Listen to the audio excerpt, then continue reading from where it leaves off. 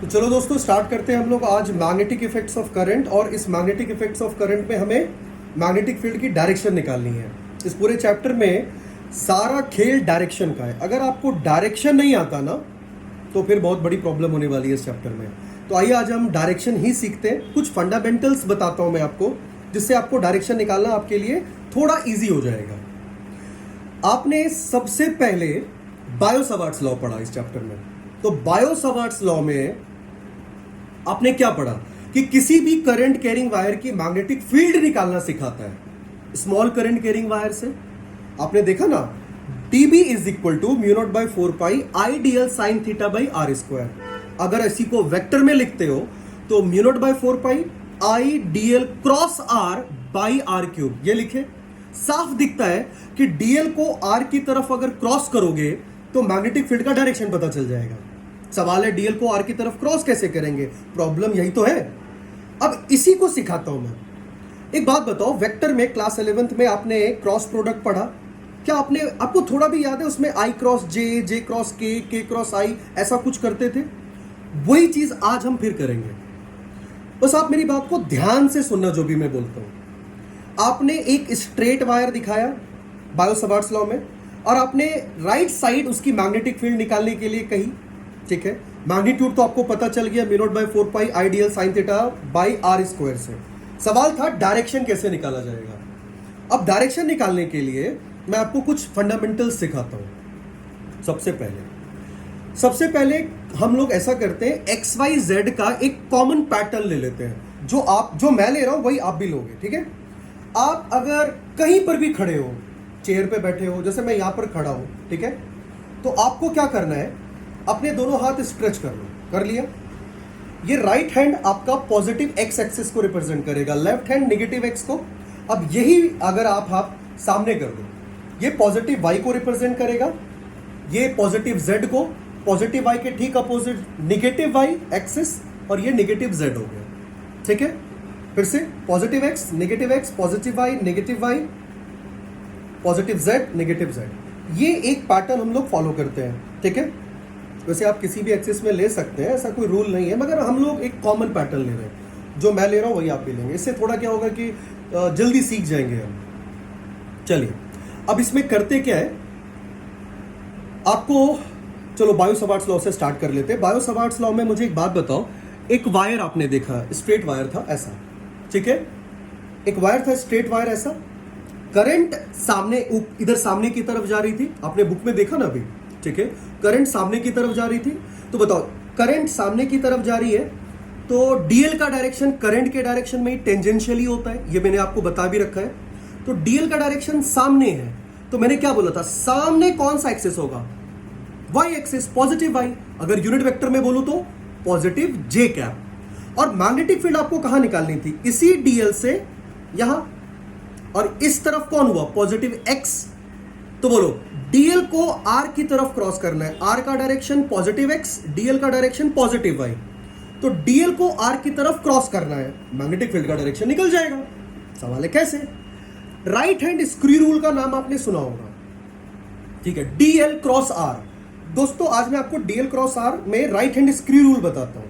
ये देखो, ये है, ये जो अपने चारों फिंगर आप ऐसे क्रॉस करते हो ना, इसी को स्क्रू रूल कहते हैं, राइट हैंड स्क्रू रूल। और ये थंब आपको मैग्नेटिक फील्ड का डायरेक्शन बताएगा।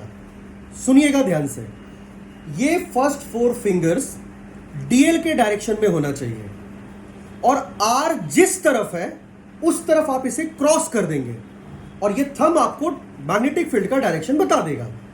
तो चलो मुझे बताओ, अभी मैंने थोड़ी देर पहले आपको डीएल किस डायरेक्शन में दिखाया था, पॉजिटिव वाई में। किधर था पॉजिटिव वाई, सामने। तो ये मेरा पेन देखो, पहले डीएल इस तरफ था, इसी तरफ है दोस्तों। ठीक है, अब जल्दी से मुझे बताओ, ये डीएल किधर घूमना चाहिए, आर की तरफ, ऐसे घूम जाना चाहिए। तो बताओ, यूनिट वेक्टर में आप किसका क्रॉस कर रहे हो, जे को आई की तरफ क्रॉस कर रहे हो। ठीक है, तो आपका फर्स्ट 4 फिंगर्स जे के डायरेक्शन में होना चाहिए, यानी कि पॉजिटिव वाई में। तो जे किधर है दोस्तों, जल्दी से बताओ। जे सामने है। अभी आप अपने फिंगर को किसी भी तरीके से प्लेस कर दो। चलो मैंने ऐसे प्लेस कर दिया। ठीक है, अब देखो, अब एक बात मुझे बताओ, अपने फर्स्ट फिंगर्स को ध्यान से सुनना, आप y के एक्सिस में आप ऐसे भी प्लेस कर सकते हो, ऐसे भी प्लेस कर सकते हो, ऐसे भी प्लेस कर सकते हो, बराबर है, और आप ऐसे भी प्लेस कर सकते हो। चारों केस में आपका फर्स्ट 4 फिंगर्स पॉजिटिव y में है, मगर आपको ऐसे प्लेस करना है जिससे कि ये चारों उंगलियां पॉजिटिव x की तरफ क्रॉस हो जाए, पॉजिटिव x की तरफ। अब आओ कैसे करते हैं दिखाता हूं। अभी ऐसे कर दो, आपकी चारों उंगलियां मेरे सामने मतलब पॉजिटिव y में। अगर मैं इसे क्रॉस करता हूं तो जल्दी से मुझे बताओ, इस एक्सिस से इस एक्सिस की तरफ क्रॉस हुई, तो ये किधर क्रॉस हुई? प्लस y से प्लस x एक्सिस की तरफ। क्या ये करना था आपको बायो-सावर्ट्स लॉ के मैग्नेटिक फील्ड का डायरेक्शन निकालने के लिए? नहीं, आपको पॉजिटिव y से पॉजिटिव x की तरफ क्रॉस करना था। अभी ये पॉजिटिव y से नेगेटिव x की तरफ क्रॉस हुआ। तो देखो अभी ऐसे, अगर आप ऐसे प्लेस करके क्रॉस करते हो तो देखो ये पॉजिटिव y से प्लस z की तरफ क्रॉस हुआ। अगर आप ऐसे प्लेस करके क्रॉस करते हो तो ये पॉजिटिव y से नीचे की तरफ क्रॉस हुआ, मतलब माइनस z। ठीक है, अब अगर देखो तो मेरी उंगलियां अगर ऐसे हो जाए, मेरा फर्स्ट 4 फिंगर्स मेरे सामने है, मेरे सामने, ठीक है। अब देखो अगर मैं इसको ऐसे क्रॉस करता हूं तो बोलो इस एक्सिस से, अब मेरी उंगलियां इस एक्सिस से इधर क्रॉस हो गई, ऐसे क्रॉस हुई, ऐसे क्रॉस हो गई ना। तो बोलो थंब किधर दिखा रहा है? नीचे। और याद करो मैंने आपको मैग्नेटिक फील्ड का डायरेक्शन नीचे की तरफ क्या बोला है? क्रॉस से लिखने का। और क्रॉस का मतलब क्या होता है? Perpendicular to the plane of paper directly inward. और डॉट का मतलब perpendicular to the plane of paper directly upward. तो ऊपर अगर मैग्नेटिक फील्ड आएगी डॉट, नीचे आएगी क्रॉस। यही मैंने बताया ना आपको, ठीक है। मैंने आपको यही चीजें बताई है दोस्तों। अब सुनो मेरी बात, कैसे निकालोगे बताता हूं।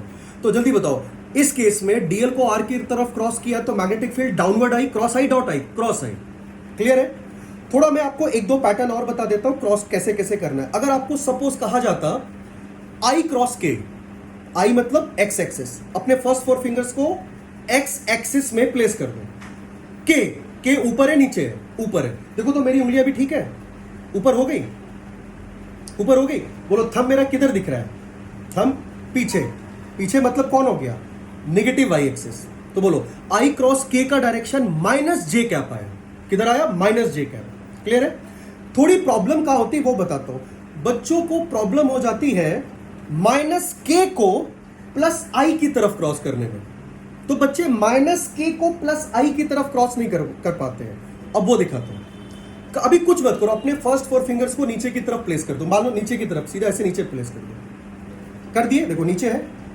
अब अगर इसको ऐसे क्रॉस करते हो तो ये माइनस जेड से माइनस आई की तरफ क्रॉस हो रहा है।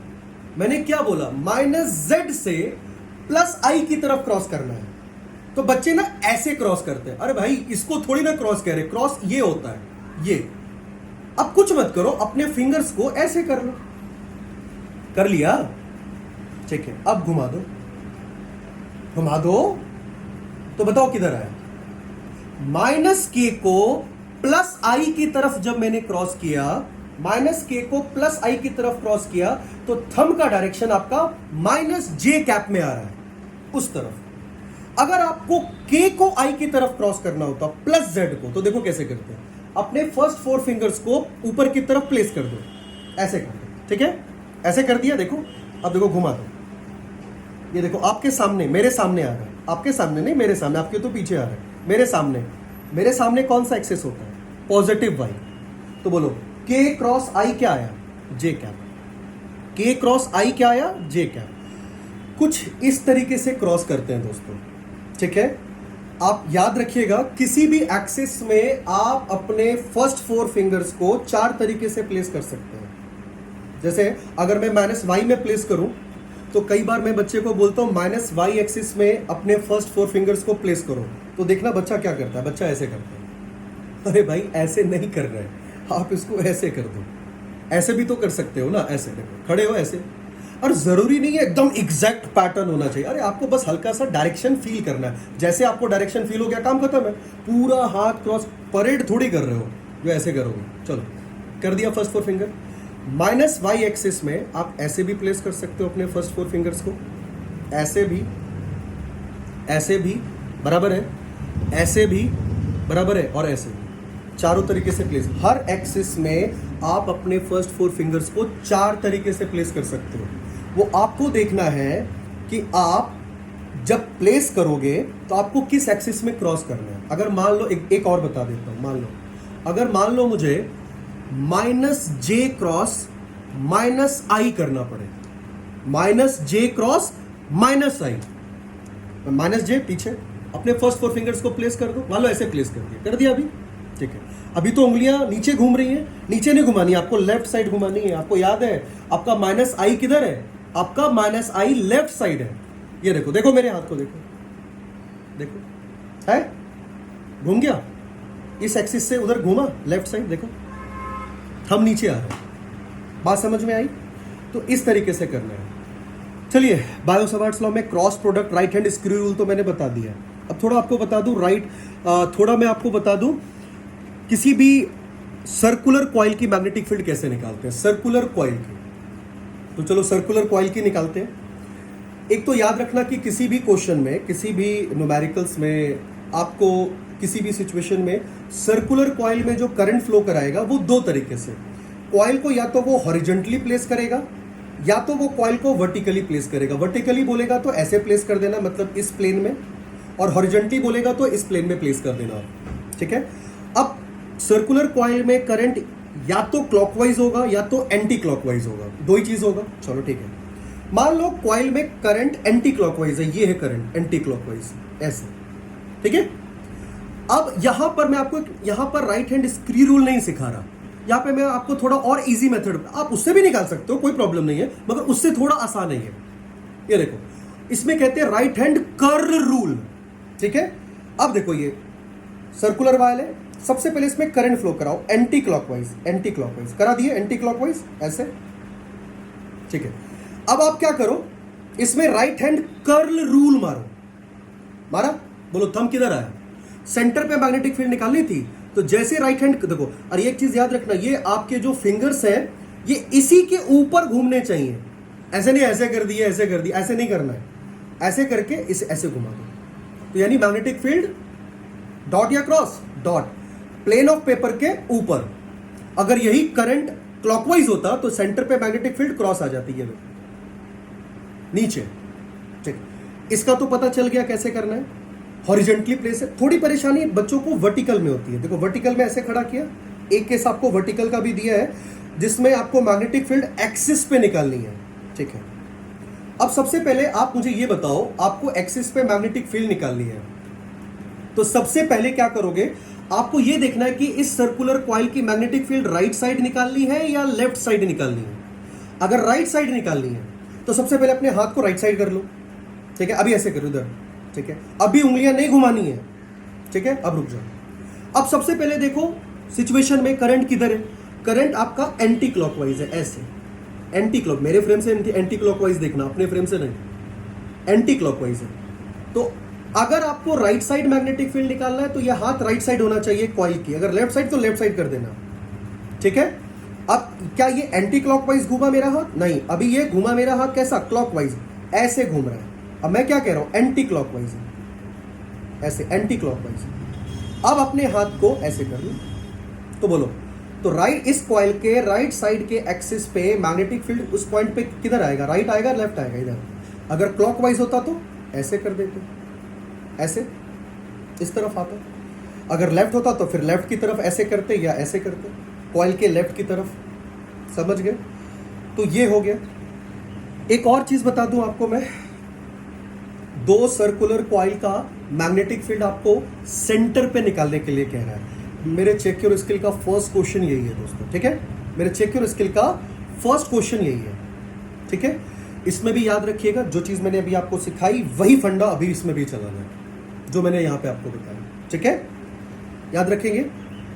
दूसरी चीज, एक और चीज बता देता हूं आपको, जैसे ये स्ट्रेट वायर है, कई बार आपको स्ट्रेट वायर के चारों तरफ मैग्नेटिक फील्ड लाइंस होती है कंसेंट्रिक सर्कल्स में, ये आपको मैंने एनिमेशन में भी दिखाया था, नहीं दिखाया तो दिखाऊंगा, ठीक है। तो सबसे पहले वायर को ऊपर खड़ा कर लो, वायर को ऊपर जैसे खड़ा किए, अब आप मुझे बताओ करंट इसमें 2 ही तरीके से फ्लो करेगा, या तो नीचे से ऊपर या तो ऊपर से नीचे।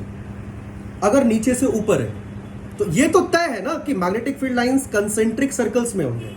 सवाल है कंसेंट्रिक सर्कल्स में मैग्नेटिक फील्ड लाइंस क्लॉकवाइज होगा या एंटी क्लॉकवाइज होगा, यही सवाल है। तो अब फिर से राइट हैंड लो। तो आप भी कहोगे सर कितनी बार राइट हैंड ले, राइट हैंड लो। राइट हैंड में सबसे पहले थंब जो है वो करंट की तरफ दिखाओ, या तो ऐसे दिखाओगे या तो ऐसे दिखाओगे, दो ही दिखाओगे ना, या तो ऐसे दिखाओगे या तो ऐसे दिखाओगे। चलो ऊपर दिखा देते हैं। अब राइट की ऊपर की तरफ आपने थंब के दिखाया, अब इस पेन को पकड़ लो, करंट कैरिंग वायर को पकड़ लो, ये देखो ऐसे पकड़ो। तो बताओ तुम्हारी जो उंगलियां हैं, आपकी जो फिंगर्स है, वो क्लॉकवाइज घूम रही है एंटी क्लॉकवाइज, एंटी क्लॉकवाइज। तो इसका मतलब है magnetic field lines concentric circles जो होंगे वो एंटी क्लॉकवाइज होगा। क्या होगा दोस्त? Anti clockwise. समझ गए? पता चल गया कैसे करना है। अगर यही नीचे होता तो अब हाथ को ऐसे पकड़ते, देखो थंब नीचे है, क्लॉकवाइज होता। तो इस तरह से मैग्नेटिक फील्ड लाइंस का डायरेक्शन निकाला जाता है। क्लियर है दोस्तों?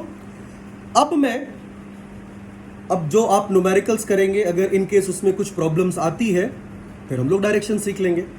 अभी फंडामेंटल के लिए, इनिशियल लेवल के लिए इतनी सारी बातें आप बिल्कुल अपने दिमाग में रखेंगे, भूलेंगे नहीं दोस्तों। ठीक है, चलिए अब क्वेश्चन सॉल्व करते हैं हम लोग।